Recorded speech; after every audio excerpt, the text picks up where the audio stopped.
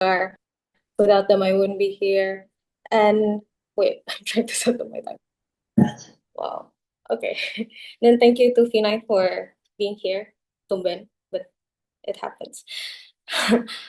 Trigger warning, I would be talking about a lot of personal experience and negative emotions. I'll try to be as sensitive as possible. If you want to QI, please unmute. Starting my speech in three, two, one. You cannot heal what you cannot handle. When emotions overwhelm you, the first priority must be relief and not resolution. We don't need to prove that one will immediately move on. We just need to prove why all of the things that is running in opposition needs relief first. If you spend years only for relief, you overwhelm yourself with many negative emotions that will end up clouding your mind anyways. A few things of characterization here then. There's a difference between healing and relief. Relief is one form is basically just the first level of healing. Healing goes within three layers, right? Firstly, the processing, when you just got exposed to the feeling, when you just got the shock of the surprise, for example, when you just lose a family member, for example, or you just lose a round of debate, for example, right? And then it comes relief. Relief is basically where you stabilize your emotions, the part where you cry, you take a step back, you walk, you don't necessarily move on, you just simply put yourself in a better situation to get yourself to take a step forward to go on with your life, right? The example of this is Chelsea and NSDC that just lose the round five of NSDC, but actually believes that, oh, anyways, as much as I'm sad, as much as I'm angry, I realize that basically I still need to process anyways, right? I still need to process because I still have like eliminations after this. And then that comes healing. Healing is basically when you finally resolve that root cause of emotion. We don't want these two things to get messed up by opposition, right? Basically, these are two very different things, and to only get a relief, and we're gonna prove to you that is actually very accessible and it does not gonna be that much of a burden, right? But opposition is obviously gonna enter this debate by saying that it's quite impossible for one person to choose to have a relief, right? Because they just got exposed to negative emotions. But panels, notice the fact that this is a preferred emotions. Let's see this with a point of view with one person that is actually being faced of a negative emotion. As much as we're sad, as much as we're angry, we realize that the world still revolves around you and still need to process it anyway. Me losing in round five in NSDC, but realizing that I still need to take another debate in octofinals just makes me realize that I still need to cope anyways and I still need to process it anyways. I can't be in tears when I enter the debate chamber, so I need to take that relief first.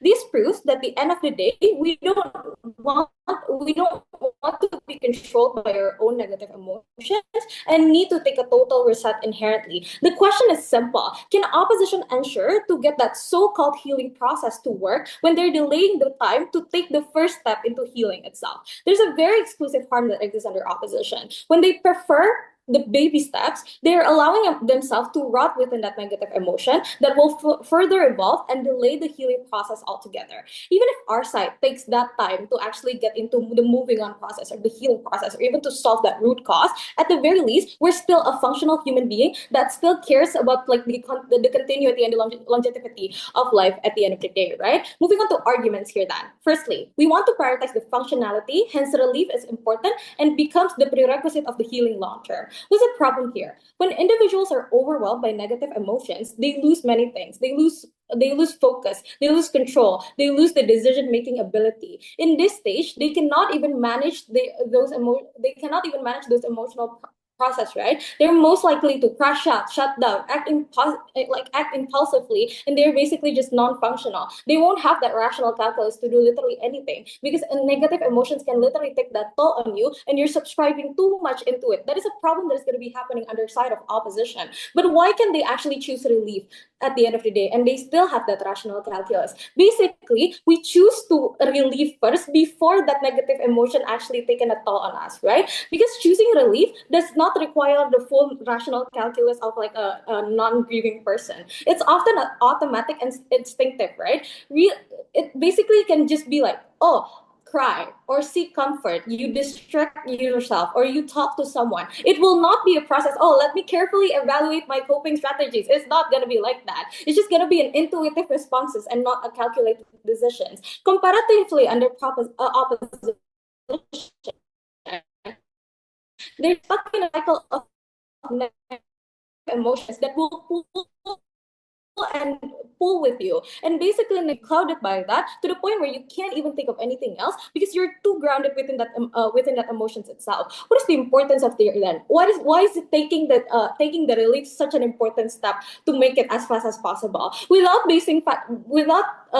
without you not subscribing within that negative emotion for so long? You don't have basic functionality. You cannot work, you cannot communicate properly, and you cannot reflect meaningfully. This is the most important one, right? This means the healing process cannot even begin. But how does our proposal fix this then? When we do short-term relief, we reduce the emotional intensity and we restore the clarity under our minds. We actually gain back the control and the basic functioning. This creates the precondition for the long-term healing, and this can only be this can only be done after the relief itself. So when their side opt to relief and actually take a very long step just to do that, they're delaying the healing process itself. So under opposition, they push the immediate deprocessing, right? They overwhelm people, they create people who are avoidant, and therefore this hence leading to no healing at the end of the day. Under our side, we create the relief first. We create stability and the ability to heal. But even if, regardless, at the end of the day, these people cannot move on at the end of the day, at the very least, as a person, we're still working and we're actually keeping the life going, right? You cannot heal if you cannot function. QI. Relief is what makes function possible later. In terms of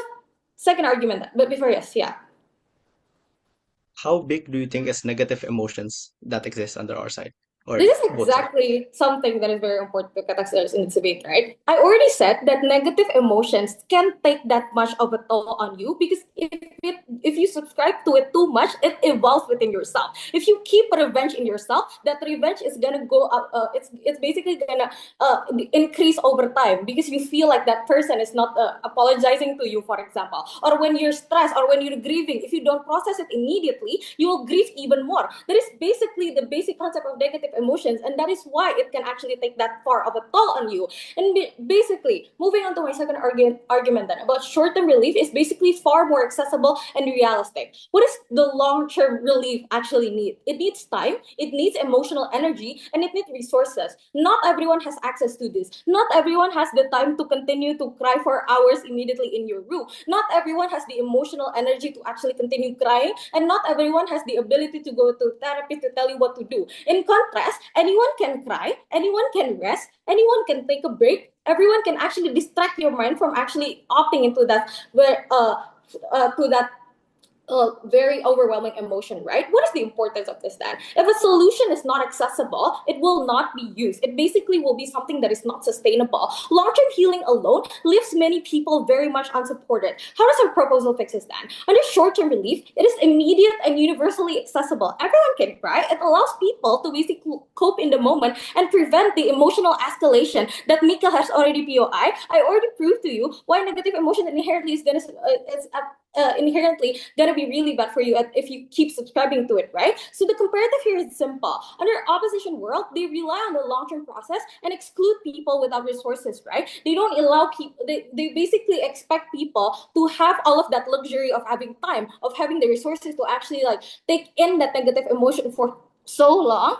Meanwhile, under our side, we actually provide a more accessible coping mechanism that is more inclusive and far realistic and to be accessed by people. Basically, a solution that only works for some people is not going to be a solution.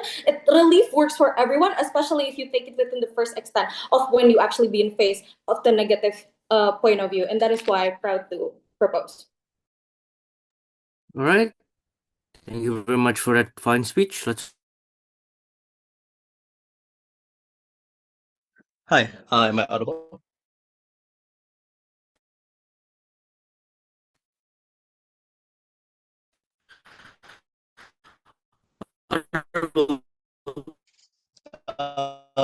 Wait.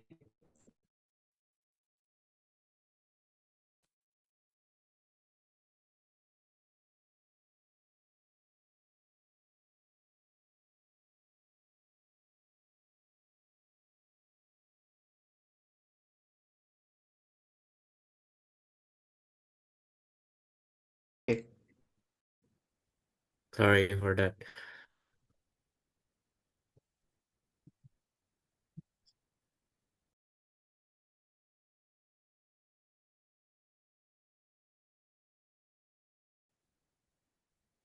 Alright.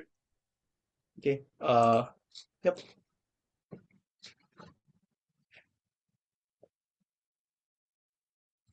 Okay. I'm gonna start my speech in. Oh, yeah. Never mind. I cannot find it. I'm gonna start my speech in three, two, one. There are going to be 2 points of, actually 3 points of framing. First one is going to be on negative emotions. You're probably like failing your test. You're probably losing your best friend or mom or dad, or you're breaking up with your partner. These are general stuff. Secondly, on short-term emotional relief. I just want to note that this is an emotional relief. That is to say, you only numb the pain by trying to cover it with more happiness, so you get distracted. I.e., compared to just staying in bed and crying, you're probably becoming the guy who either drinks alcohol or go out with your friends, not caring about your sadness. That is to say, being avoidant. So just Joanna doesn't call me to be uncharitable. Like this general stuff, not always going to be alcohol, but most likely, I don't know.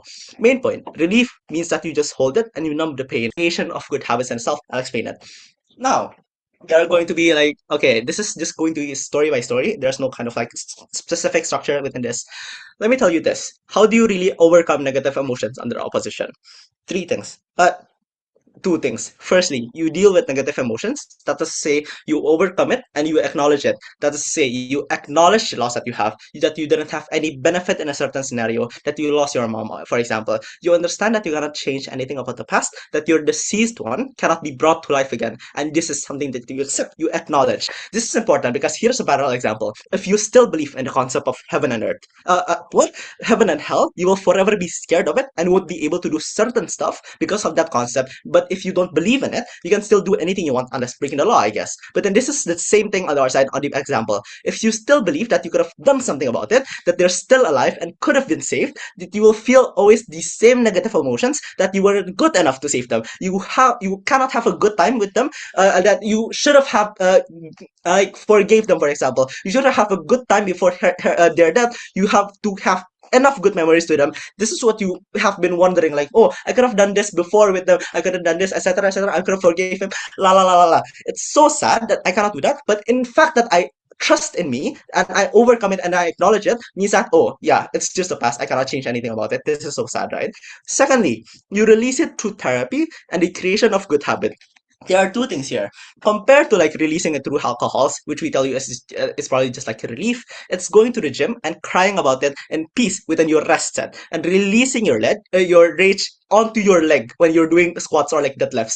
These are the types of like things, right, that happens, right? Compared to you just standing alone in your own bedroom or laying in your bed and crying, you go towards a therapist or your friend who knows your pain and you tell them that, oh, my deceased one is so important, I need your help, and they help you cope through that pain. They hug you, for example. This is the important part because we can actually counter the pain with another form of happiness. Before I hear something about like, oh, therapy not accessible, we tell you friends exist, which is free. Now, we actually counter the pain with another form of happiness, right? Which is the good one. That is to say, tears of happiness. You know therapy is good, and you know certain habits like meditation is good. This is how when you go through the pain and you know that these things are like are good and happy are good and something that is beneficial for you. Happiness is derived through these things. This is why it brings some sort of comfort that, oh, this is what my mom probably wanted me to do to move on from her, etc., etc. This is how tears of happiness is created on our side. Why is the comparative harmful? 2 reasons. Firstly, we tell you that it is relief, that you only relieve it by numbing the pain. Avoidant is the key in proposition here because you lock your emotions away and you never acknowledge it. This is why even when it is time for when it is time for you to acknowledge, quote unquote, acknowledge your emotions, it's time that your dopamine has worn off. Means that you don't have the chemicals in your body or the support system that's internal within you to help you cope through this emotion. But you're burnt out. You're burnt out from the constant alcohol and the overload or happiness. Hence why you're probably become like empty within yourself. And then you have to acknowledge this because of this premise here, that emotions doesn't disappear, but it builds up. It is like salt and water. It disappears in your eyes, but when you stir it, you still drink the water, and it is still salty. This is why it isn't just a bunch of negative emotion that disappears, but it will be an overload of negative emotions, which you cannot handle at all. This is how the harm is flipped to be much worse on the other side. But then B, the fact that this is not addressed at all, or you haven't acknowledged it, means that you're less likely to acknowledge the fact that X thing has happened, means that you can relive the scene again because you didn't accept it that it cannot change. Why is this true? The reason why people relive these kinds of memories is because they think subconsciously that they can change the scene. We tell you that they cannot change the past even if they save the relationship from or like their loved one. This is why it is harmful, and you not acknowledging the harm means that you relive these memories, and it harms you even more on the mental health. Let's get onto the second positive argument. The second most important POI. thing here is you get better growth on their side, and why is this going to be important? Sure. The motion we're talking about today is not alcohol versus going to the gym or therapist, because that motion simply cannot operate. Engage to what have been solved by Chelsea, where after you do the short-term relief, you do the kind of things that like fix it forever. Okay. Yeah, I'm just gonna like rebut it here. Okay, there are going to be like two things here. Firstly, it's going to be like the most sorry. The world is actively changing, and there are millions of choices that is happening in a split second. But the most important thing here is that nothing in this world is sure. Everything is arbitrary, and being able to handle that the world might push every single bad thing coming towards you is the best benefit you have to take from this debate. Sustainability and only why growth from under opposition is the only thing that can reach this point. If we take a parallel example from PM and say Makrichal is also sad because he lost in the quarters in an SEC, compared to him drinking down alcohol or him trying to relieve this pain, he goes towards a humble beginning and competes even more. My argument still works. Even if he doesn't drink alcohol, you still didn't acknowledge it and you can still relive the pain, hence why it is still bad for you anyways.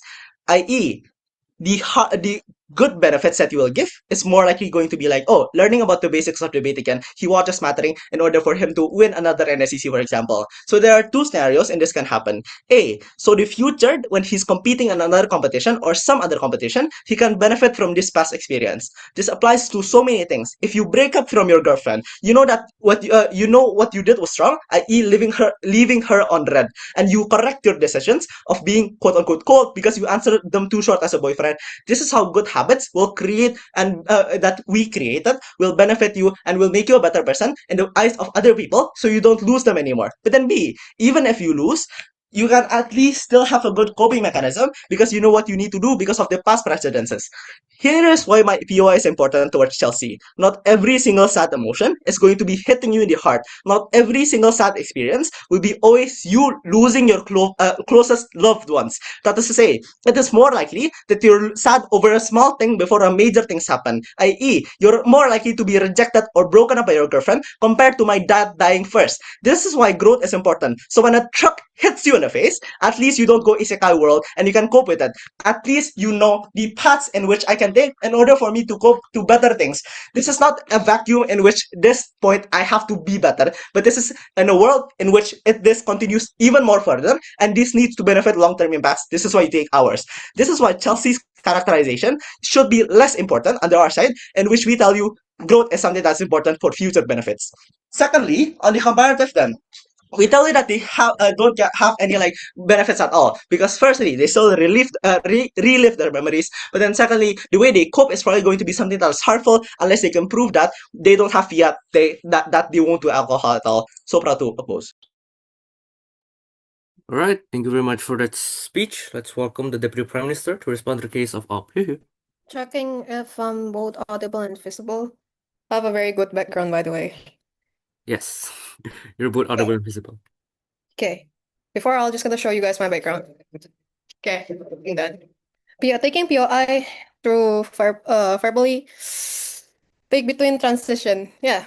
Starting my speech in 3, 2, 1. I don't get the entire speech of Michael's, by the way, because it is very dismissive towards the framing that Chelsea's tried to give you. We try to differentiate and we try to give you a distinction about what is a short-term relief and what is a long-term relief. There's a delta that you need to buy into it, that a relief and healing is something that is different. And for you to heal completely as a person, you need to be relieved in the very first place. I'll prove to you why the whole 8-minute speech coming from Michael is not something that's exclusive under opposition, and we can still get all of that under proposition. Moving on to my first cast directly on on the framing contest. One, he asked you, how big is a negative emotion that you need to be that sad to begin with, and it's not going to be, not every sad emotion or negative emotion will hit you like a truck. So I'll respond. One, it is big enough to make you feel overwhelmed. That's why you seek for relief, or that's why you seek for healing. Because if it's not that big to an extent, you don't seek for relief. Either it is short term or either is it long term anyway. Don't kill your own case, Michael. But secondly, when you keep on subscribing to negative emotion because you choose a long term relief,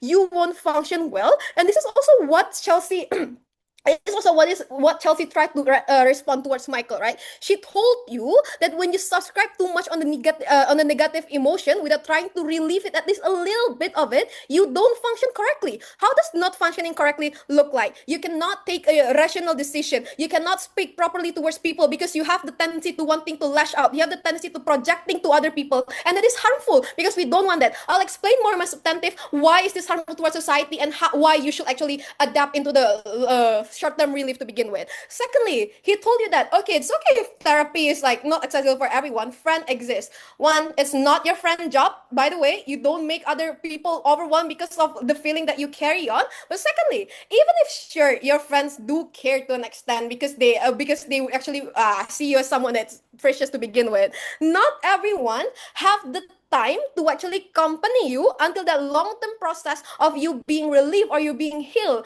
How does this look like? In real life, it's very lucky for you. It's very privileged for you to have a supportive environment to begin with. But how about people who don't have one? They cannot have, like, there's no reliance for them. There's no shoulders to cry on. There's no hugs for them to begin with. And this is an important thing. Why? This is why, because this is the sole reason why you need to actually be able to master the to relieve your bad emotion in a very short term so that it don't affect you function it don't affect you socially and into personally too. But thirdly, I'll engage regarding sustainability and growth. This is clashing with Chelsea's idea, and I'll prove to you why you get better sustainability under proposition. Simple. The more you keep your emotion to yourself and you think that the long-term emotional release is much more better. I don't get the picturization coming from opposition because I think they are dilating the delta here. I don't get why this drinking alcohol for the long term is the correct picturization under opposition. But let's operate under that framings that you keep on drinking alcohol just so that you don't be sad or whatever that is. Girl, you're gonna get a heart attack or something. I don't know. But here's the thing, guys. When you just put your emotion there, you don't need get to your negative emotion, or at least just cry it out. Because by the way, crying doesn't take one straight year. Crying just take you 3 minutes to 5 minutes. I don't know, depends on who you are and how you regulate your emotion. But the thing is, the important is, if you can relieve that emotion shortly, if you can regulate your emotion more faster than average than average person in general who they want to make it in a long-term one, you're able to regulate better, you're able to sustain yourself better. How does this look like? Is that you're able to interact with people better, you're able to see yourself better, you don't keep on blaming yourself in a sense. What's the weighing of this clash? Simple. If they want to operate under growth and sustainability, I'll tell you why prop can achieve this better. Because you're able to you're just able to be more mature in you're more mature in a way that you deal with your emotion, that you don't affect other people, and you don't actually you burden yourself with so much emotion that it will fill you up one day and it's going to explode one day. Before substantive, I'll take any points if there are any. I feel like if you constantly run away from your things by relieving yourself with like playing Valorant every day, won't you explode more on your side because you avoid the problem at hand? Okay. Basically, what Rachel told you is that if you keep on doing the short-term emotional relief, you're going to be avoidance or whatever that is. Here's the thing.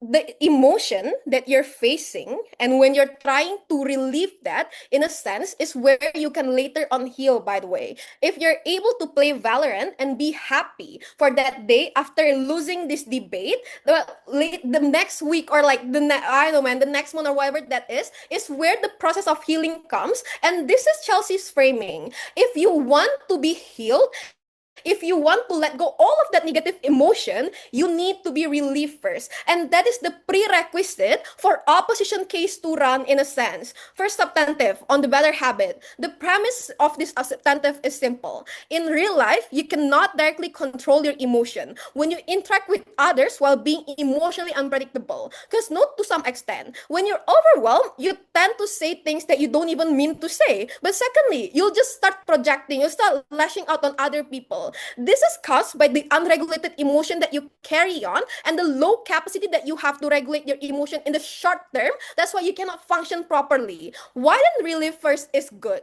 A, you reduce the intensity of your negative emotion as a whole, but B, you also allow yourself to engage with society better. Because note on Chelsea's framing that the world will still run either way at the end of the day. You need to be able to cope. You need to be, rational engagement can only come to you when you're able to be relieved first. I think Chelsea portrayed to you beautifully already that the relief in the short term is very low effort. You can do it by closing your eyes and just sighing around, or you can just do it by walking away in a space that you need. Or yeah, I know, man, you can do it by anything. There's like low effort to begin with. But see, why is this exclusive? Even if opposition gonna come to you by telling that everyone has rationality, you want to lash out on your boss and whatever that is. One, because it is not constant as a human being. You are more likely to lash out to people you are close with, and you can ruin your relationship, and we don't want that to happen. Most of the time, the reason why conflict arises is because due to the fact that you cannot regulate your emotion properly, and you think that you're close to this person is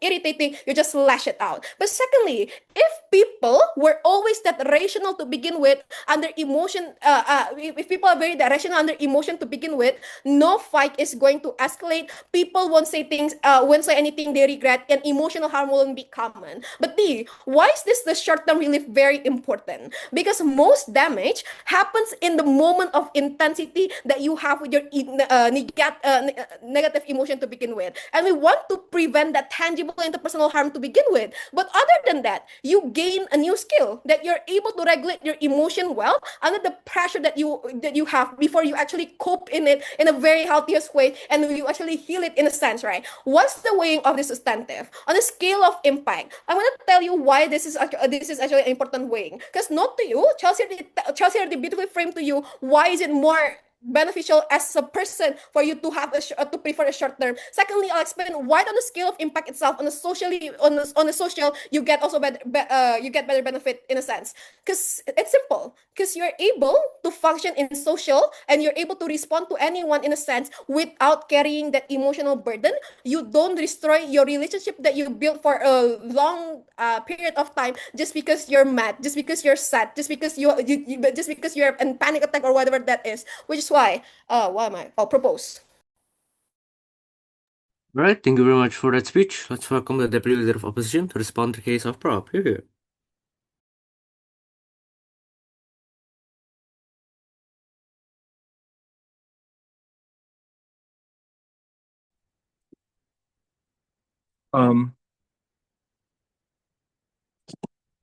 Hello. Okay. Sorry, I'm on my phone because when my laptop heats up, it goes like brr, and it's gonna disturb the speech. You can just unmute the POI. I'll be starting my speech in 3. Wait, actually.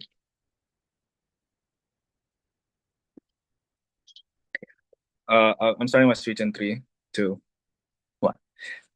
3 points of framing right at the top of my speech. Firstly, DPM is exploiting the emotion. It says short-term emotional relief. That is to say, the regulation of emotion that they propose to you is something that is short-term in nature, i.e., you're only able to regulate your emotion for 1 week. They cannot prove to you that people won't cry after that short term, because if they double down on this, Joanna is saying that the humans can be robots, which cannot be sad. At the point in which people are guaranteed to cry about certain things anyways, means that the people doesn't want to care for you because you're crying, which is symmetric because the premise of that harm is that you're crying. But secondly, I think proposition misunderstands our side fundamentally. They assume we become robots and will never ever release our emotions, because the emotion says emotional release, right, under our side. So you literally can still be able to vent, be able to touch your emotions. It's just we emphasize on the long-term habit building around this. So like we still do gaming under our side. We are still able to opt into things that make you happy, insofar as these things are not the first thing you go to every time you're sad. These are just byproducts of you being able to actually, go throughout all of the 5 stages of grief,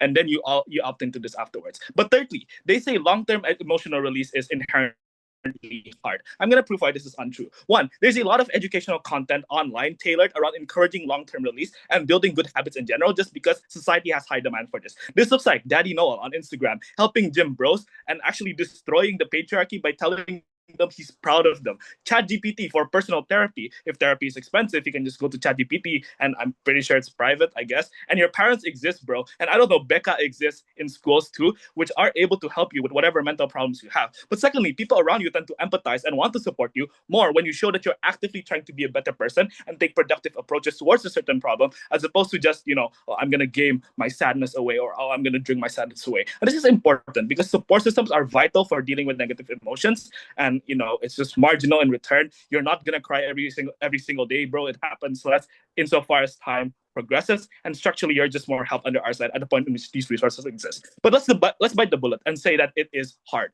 Gold is valuable because it's hard to find. We believe this is a small trade-off of effort because, come on, it's symmetric to every good thing on this planet, right? You need to put in effort in order to actually get the long-term benefit, because later on it becomes much more easier once it solidifies into a habit. But secondly, proposition frames the prerequisite to meaningful emotional growth is to quote unquote take the baby steps of relieving yourselves with your emotions first. One, I just want to point out this is unstrategic because Edgar's POI says you do short term on their side and then long term. This is half stance, right? You need to defend your end of the spectrum. But secondly, I just want to say this whole premise is untrue. The prerequisite to overcoming your emotions is being able to engage with these emotions, not being able to scream kumbaya and be happy. The way for you to overcome losing grand finals, which hopefully we won't do, is simply by being able to cry, by replaying the decision 100 times in your head first, by being able to introspect what happened, go through the 5 stages of grief, and then you make yourself feel better after being in touch with those emotions. It is counterintuitive then to say you need to put the happy stuff as a prerequisite to all of the ugly stuff, because you have to deal with your emotions first, and the happy stuff only leads to delaying it. Because secondly, assuming propositions framing was somewhat right, and you bought that framing, I want to note that this fundamentally ignores the structural reasoning that we give to you about how short bursts of happiness can meaningfully transition into emotional resilience. They never really proved this, because if short-term relief is as good as proposition portrays it to be, then why exactly would they want to leave that method of relief? Your brain is addicted to dopamine. We are biologically engineered to do that. Therefore, binge watching for hours a day is dopamine. So yeah, they'll be stuck in this negative feedback loop insofar as they feel like they're comfortable in the situation and they believe this is the best way to deal with their emotions. This is comparatively more important than their prerequisite argument, because even if that was true, this means your projected life moving forwards would be doomed. So we don't even need this motion fiat to prove humans will likely succumb to the constant short-term relief. So we tell you emotional resilience is exclusive under our side that actively encourages good building habits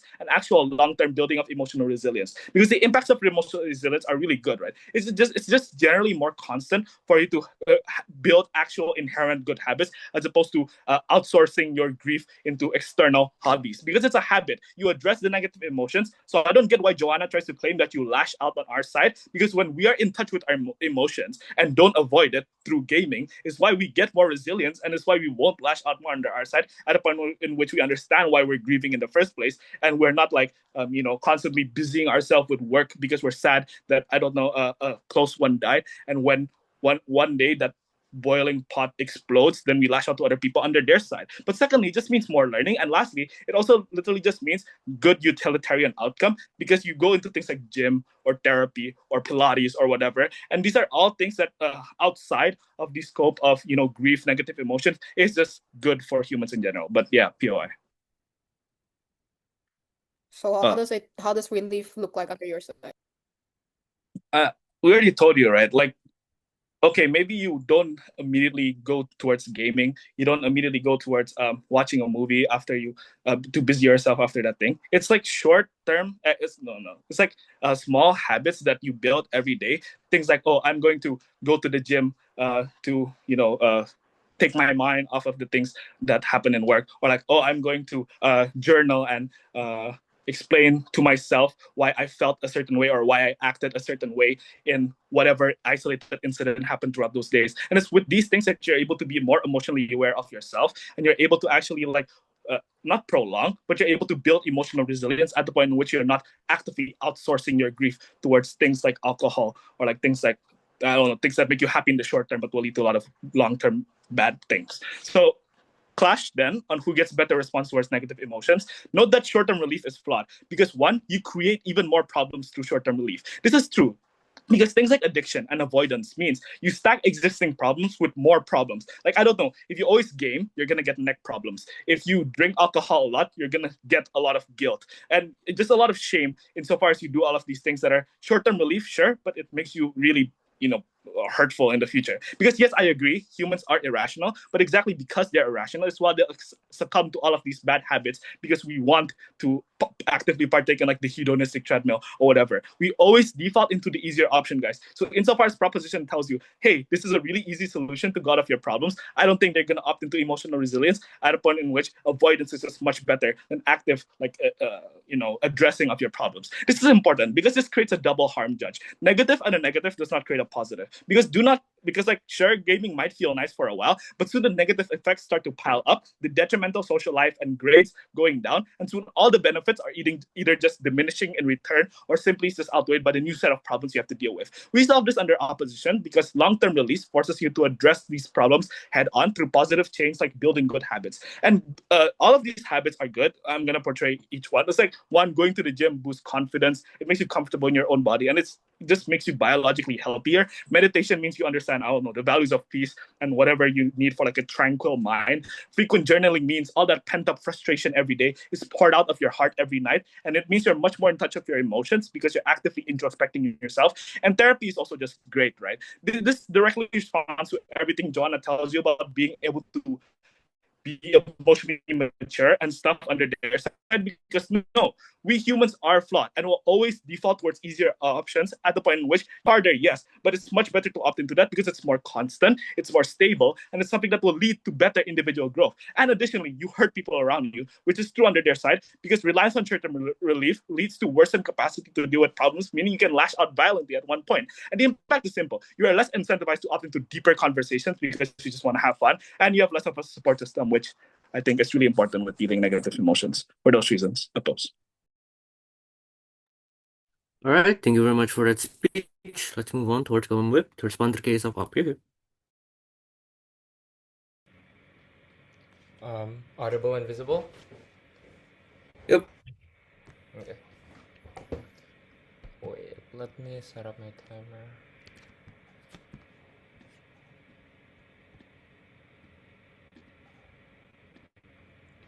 Hopefully nobody walks into my room in the middle of my speech because my door is kind of open. POIs exclusively through chat box, so you do not interrupt my speech. I'll happily take one in between of my structures. Starting speech in 3, 2, 1. 3 pieces of clarification that opposition missed, which loses them this debate.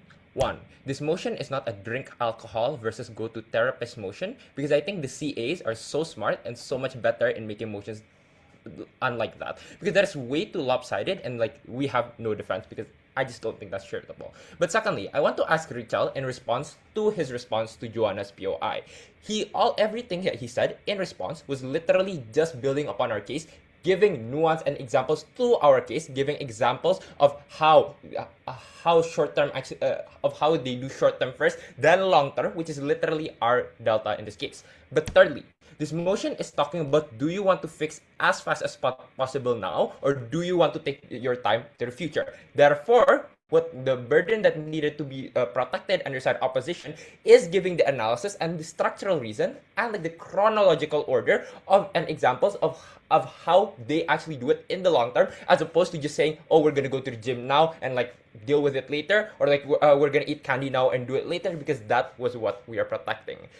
Let's clear up the positive case under side government, which kind of deals with a lot of like the circulating negative case under their case, which is who even spreads this method, and as a result, what does this method look like under proposition? We think there's 4 key contexts to note here. The first of which, it is derived by those who needed it first, who have been victims and like experienced these negative emotion in the first place, and want to give a solution to those who will come across it in the future. What does this mean? It means like historically, humans have had to like interact with like negative emotions inevitably, and this is the kinds of methods that has been passed down that is able to succumb and like fix a part of it today, as opposed to just like letting it go on and again to tomorrow. But secondly, given its historical upcoming, it means it's spread by parents and spread among like the young generation since you are very young in age, which means you have you have had the experience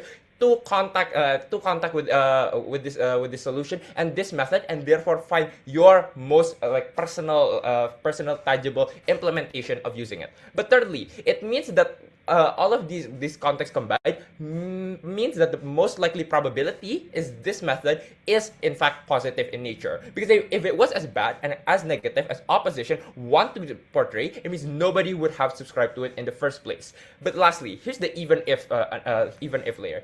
In the very worst case scenario, where it does mean that some people have to drink some amount of alcohol to succumb some sort of pain right now, we think it is justified so far as that is the catalyst or the stepping stone for them to deal with it in a deeper level, at the point of which they're able to deal with it more rationally. So this first clash will exactly tell you what will happen right after the pain and why it is better under side government. What did opposition say? They said that you will still believe and continually live in a cycle where you believe you could change the past. Several responses. 1. No, because this analysis does not operate under the motion. Relief means I'm getting over it to a certain degree, because like I obviously cannot just get over everything right now today, but to a certain extent to which I could probably take a break now, and in a couple of days or so, like it obviously dynamic depending on how big the gravity of the negative emotion is. Deal with it again tomorrow, not just cycling or like just coping with like playing Valorant or something like that. But secondly, why do you then not just reside into a band-aid solution, and why do you then fix it in the future? This is the likelihood analysis. They have none. Because every single human is like an emotional creature. There's no human who want to cycle in a never-ending depression. So far as you want to be happy as fast as possible, meaning you're likely to act fast after you have that stuck back in the moment, and after you regain some level of consciousness. But thirdly, the question then becomes, how do you actually have the capacity to immediately fix it, or how do you have the capacity to like deal with it to a certain extent right now? We're gonna answer this using Michael's own argument. He says you will always experience smaller negative emotion first, then later down the line experience bigger negative emotion. That is exactly the analysis we're going to use. Maybe it is hard to a certain extent to have some sort of self-control, to not always just like try to drink alcohol, but given the framing I've already told you at the top of my speech, means that you're likely to like use certain steps of how much coping you need right now, and therefore you're going to build experience and build your way of dealing with negative emotion. But lastly then, here's the even if analysis. When you do relive like the negative emotions or like the negative things that have happened in your life, at least you're already at a good mental state. Because the way that we operate on the proposition side is like you cope to a certain extent, then you try to truly heal from it. It's not just immediately jumping to healing. That means you are in a happier state when you relive the moment. You notice the anomalies within your emotions. This directly engages with Richard's analysis of you spiraling, because we think if you do have to relive the emotions under both sides of the house, if you do it in a better mental state, given the fact that you've already done some sort of coping before you start reliving, you're gonna relive it better and like not spiral into like thinking I could have fixed this. This exactly flips the entire argument of opposition, because if Richard was right that in monkey terms this motion is about happy first then sad, or sad first then happy, we think if you opt into happy first, you're much more able to deal with sadness, given that you're an emotional creature and you operate under that logic. Next then, they say that that under their side, you're gonna counter with other happiness. Two responses. One, we think this is not good when the harm, like Mikhail posited himself, that you do not want to cover up your pain with other happiness because you're never able to fix upon that. But secondly then, they say that other forms of happiness exist. But we think it is like improbable, because under your side, you've never given to us the analysis as to how you're going to heal in the long term. Next thing they told you, oh, friends exist. Okay, we agree. Friends do exist, but like literally what Joanne already told you, they exist, but they have a limit to how much they care. Therefore, we think you need to do the coping now, insofar as they still care. Because if you take like 2 years to like get over your ex, nobody will want to listen to you nag for that long. So, what was the step-by-step chronological order argument Nuance. given at the top of proposition not engage with? Yes, wait, I can't take Michael. I'm sorry, it's too late. We think that you do something to resolve it today to a certain extent, then deal with it at a deeper level tomorrow. The core of Richel's case was that they're willing to take the trade-off of effort because like it's okay if it's hard because like gold never come easy or whatever he said. The problem with that trade-off is is in the moment of unhappiness, you do not have the rationality or the rational calculus to call shots to make this trade-off. The delta under our case is like when you make the big decision of how do you want to treat it long term, you're already at a better state and therefore likely to make better choices. Very briefly then, under what happens in the future, just like the second separate clash. What harms manifest as a result to collecting and building upon resentment because you do not deal with it right now. We think it means that you cannot look at happiness in the moment because the happiness you have in life depends on how much you're able to notice the beauty in life. Because like you cannot control what's happening to you, you could only control how you consume the happiness that rotates. We think that under opposition, this means for a very long time you're unable to appreciate anything so far as you're still under an amount of skepticism, so far as you cannot be happy and like appreciate what happens in the moment. We think that building habit is important. That is exactly why you side with proposition, not opposition trying to steal our case. All right, thank you very much for that speech. Let's move on towards the opposition whip to respond to the case of love. Here.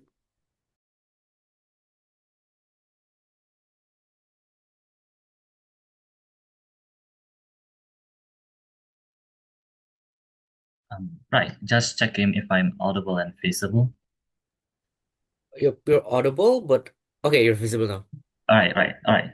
Um,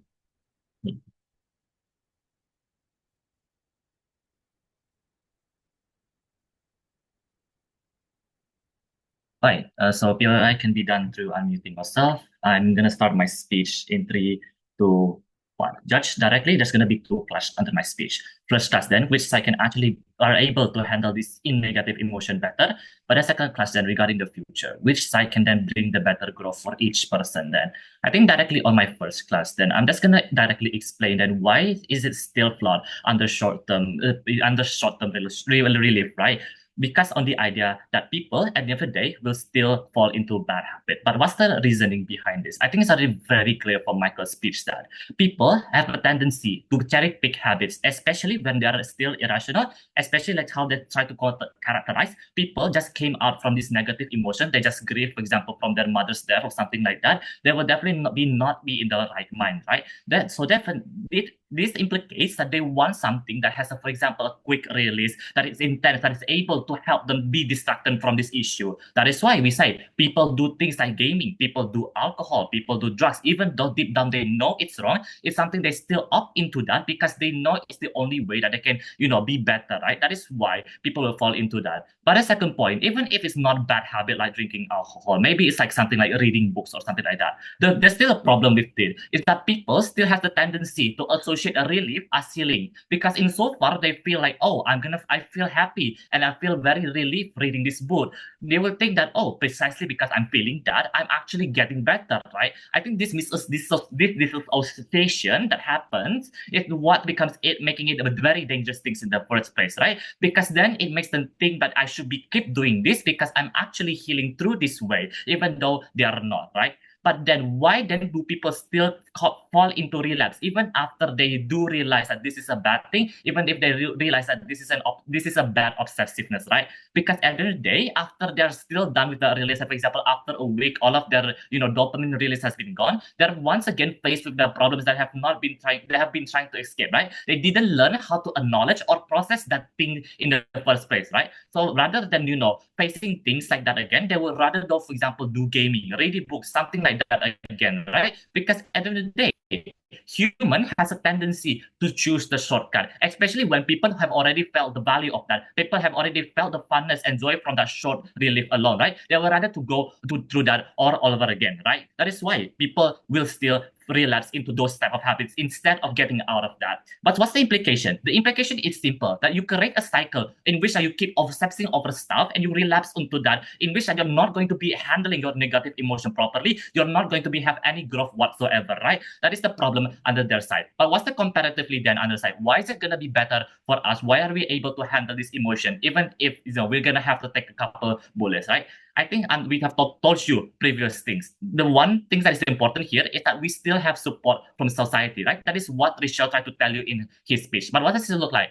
It looks like two things. First of all, for the short term, right now, optics for them are very terrible. Insofar, they see them as people that's trying to just only escaping their problems. They see them being addicted, for example, towards gaming or something like that. They view this as something as a coping mechanism that is very unhealthy, right? That is why we see there's a lot of narrative out there in social media that keeps telling them to not do this sort of stuff, that they are not coping properly, etc., right? But the second point then, comparatively on the other side, we see that a lot of people do indeed support and sympathize for people that is trying to ban, is trying to meditate or trying to go through therapies, etc. Right? There's a lot of people that sympathizes for that. There's a lot of people that support you if you want to opt into that. But why is this important? This is important because support is going to be very important for people that just came up from a negative emotion, because there's someone that's still very vulnerable coming out from that problem, right? There's someone that actively needs the support from other people if they want to feel validated, that they feel like they're actually doing the right thing, right? So how did they mitigate our points then? They try to tell me, first of all, that you have to be able to regulate your emotion first, otherwise you're gonna lash out to your friends, etc. 2 points. First of all, I think at the end of the day, in some sense, this is symmetrical, right? Insofar that under your side, if your friend, for example, disturb you during your short-term release session, i.e., your friend suddenly disturb you during your Valorant session or your Sparrow session, you have been disrupted by your parents, obviously you will feel annoyed to them, you will feel angry because they're disrupting your activity. But then what's the delta here? This is comes to second point. Just like how Richard explained to you, exactly under our side, we give you the space. That is why we have therapies. Even at worst, you still have ChatGPT, even if you do not have any money, right? You don't have to nag your friends for that. This alternative already exists for you to do that. That is why we tell you that under our side, the long-term benefit can actually manifest because we give you the space for you to actually regulate your emotion, for you to actually venting out properly. That is why that's important. But what's the weighing here then? Sure, let's just play under opposition best case scenario that the things you do as a short-term release would not actually be bad, right? I think then the harm still stands because of the things I've explained to you before, that you're still going to relapse, right? Even if the problem is something small, like for example, oh god, later, oh god damn, I didn't get into top 15 best speaker in SDC, for example, right? The short-term release will probably look like, for example, oh, I'm gonna watch WSDC videos so I can improve or something like that as a short-term release, right? This is going to be my coping mechanism. But insofar you're gonna keep running in that type of short release, that you're not gonna stop, because you think that if you stop, you will just think that, oh, I'm not gonna improve, I must continue doing that. It's just what makes it harmful, because the obsessive still happen under your side, right? That is why we tell you that the best case scenario is going to be better under our side, because we give you the space for you to not be to handle your emotion properly. Even with all of the harms that you give to us, we say that this still outweighs this, all of this the impact that you have given. But yeah, before I move on to my second part, I'll take that. The way it works under side proposition is if your analysis was true, that the short-term happiness we get right now is not enough, you're gonna sense that you need to fix it, but the delta is you're already at a better mental state as opposed to opposition when you are still spiraling.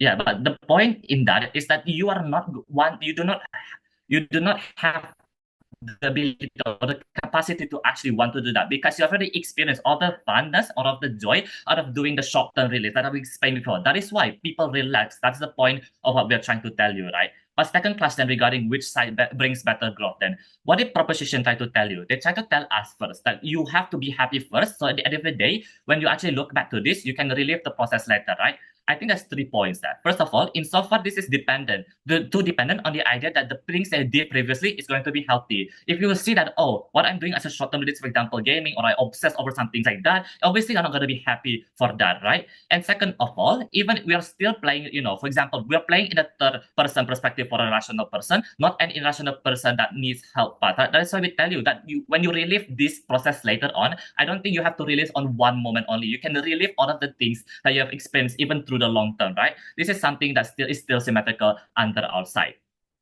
But then under opposition, what did we tell you in this survey? We tell you two things. First of all, under our side, you can slowly form your healthy habit, and this habit can pass us down even after you overcome your negative emotion. This is something that can, continuing on, right? But then second of all, we also tell you that if you have short-term relief, you can still have, these type of things be personalized, i.e. you can have your own therapy session. You can choose out which best habit you actually want to opt into, right? But so what's the weighing here? Let's play under both sides best case scenario. You're actually able to negative emotion. Weigh this on the internal satisfaction. The other best case scenario is worse simply because when you look back at your past and your journey and you see this massive progress, when you just keep obsessing over stuff, you feel guilty, you feel regret, you will just feel like you're not doing something good. You wasted a portion of your life, right? Even after you overcome that, what you will feel is just regret under your side. Comparatively under ours, if you know that the journey you went through is very hard, but at the very least, you succeeded, you actually overcame towards that. I think this gives you the better internal satisfaction. This gives you the better, growth, which is why I'm proud to oppose. All right, thank you very much for that speech. Let's move on to the reply section of the debate. I'm starting with opposition reply here.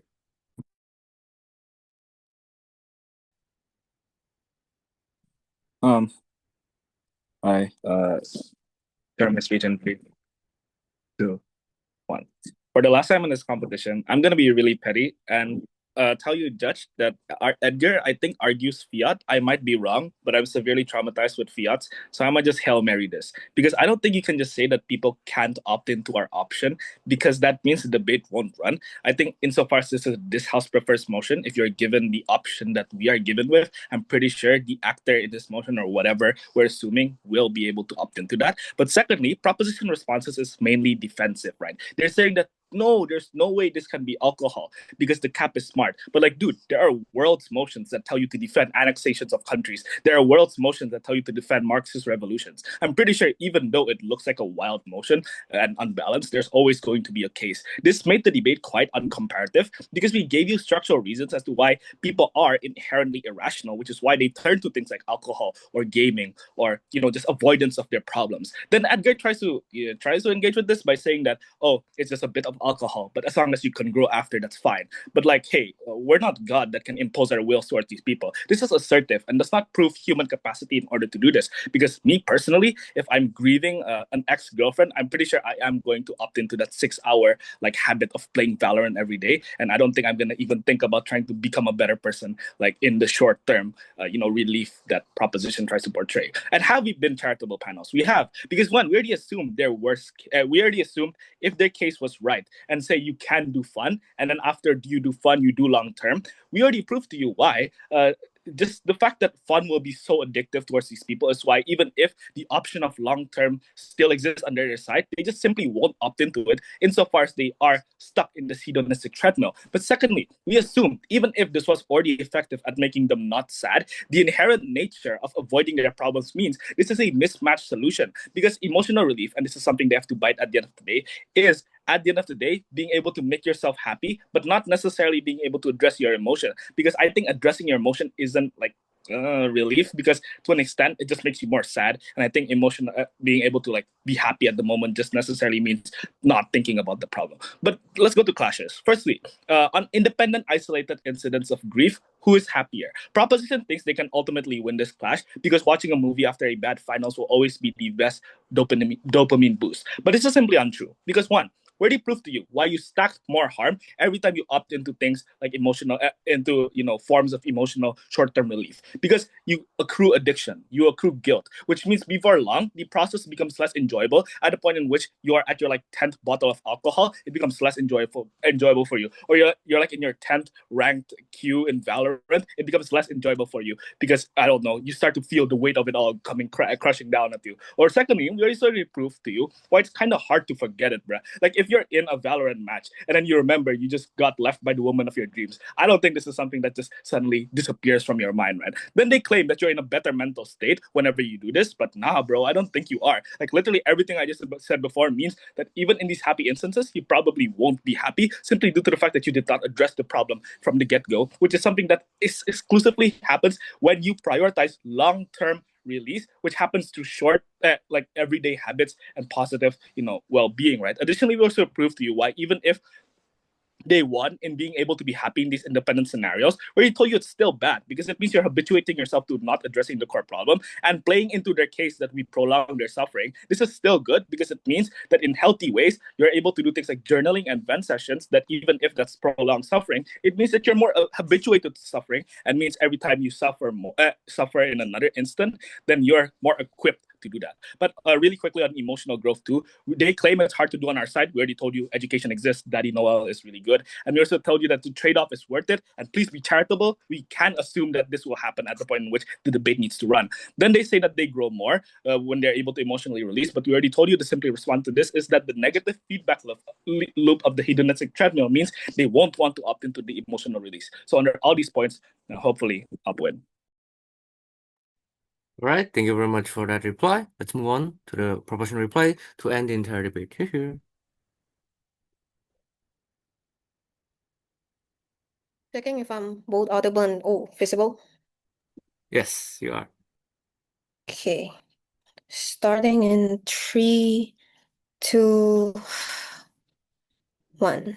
Opposition lose this whole debate. 1. There's no delta that is given to there's no delta because they delayed it. The framings are basically the same thing that the proposition tried to propose to you. They kill their own case, by the way. By Richel and George's own words, people choose the easier option. Exactly. Within the burden of the motion to see which one is more preferable. Obviously, our mechanism is easier for them to opt in. That's why they also delayed the delta, right? But here's the thing. If they really here's the thing, if people for this debate to be charitable, if they can take the high barrier of entry under opposition, they have the ability to not directly spiral in alcohol in a sense. Thirdly, I guess, George, the moment you know you didn't place in top 15, you cry. You cry when you go away from us. And the night after that, you're still able to talk to me without having your emotion being brought up to the table. And you're also able to convince me that it was okay. Do you know what that manifestation looks like? It's a short-term relief that you took by crying, and it works, right? But fourthly, if there's so much joy from short-term as what opposition tried to demonize, I think it's the other way around. It's good because it works then, right? But I think there's a contradiction under opposition itself, because if there's happiness to begin with, if they're happy to begin with, there won't be any guilt to be inserted under our side to cancel. Because understand, guilt will be bigger under the side of opposition, because later when they see how much productivity they lose, they will become even more guilty anyway. But two clashes, one on the framing itself. I think there's a deadlock on the framing because of how uncharitable opposition is when playing in this debate. I'll clear to you this. How does one interact with negative emotion without the substantive coming from both sides? Edgar response is important because it proved to you the delta, whether do you really want to deal with the emotion now, or you want just to preserve the emotion later and deal with it later. No. Like, here's the thing. We told you that when you have the when you have the immediate relief coping mechanism, when you have the short-term relief coping mechanism, it's easier for you to regulate your emotion, and that is important because you don't keep that sadness forever. When you keep on subscribing to the negativity, by the way, this is also one of Chelsea case that is unengaged by side opposition. When you keep on subscribing to the negative emotion, you'll never find a way out onto it. Assuming at best that sure the long-term mechanism actually works and they're happy within it. I think still that if you can be happy earlier, that by playing, I don't know, man, how many hours of Valorant game that you're going to play or whatever that is, if you're happy by that, then I guess it works. It is good, right? Because like that's how you get the sense of fulfillment that you are willing to get, that you want to bury all of those bad emotion down. But second clash on the growth and sustainability itself, you will need to move. When Rachel told you that people don't have the capacity, well, sure, even if you don't have the capacity, you notice that survival is more important at the end of the day. This is not a late framing, by the way. Exists way before in Chelsea, and that is why growth is possible, sustainability is possible if you try to link that back towards the substantive speaker coming from proposition. We told you that exactly because you cannot stay in a spiral of sadness either way, that you need to move on your life. You need to, you need to keep on working. You need to attend school and all of that. This is why the short-term relief is important, and you'll opt into it way more. People will opt into it more because it is within their interest. Even opposition concede that something that is easier is within the human nature to pick. So that's why. Prop. All right, thank you very much for the reply switch. That marks the end of debate. Thank you very much, everyone, for a very nice debate. I think everyone can leave the Zoom and wait in the breakout room for the closing ceremony. And for the other panels, we can go to room 6. Thank you, everyone. Thank you. Thank you. Thank you, everyone. You can stop the recording now, OC, by the way.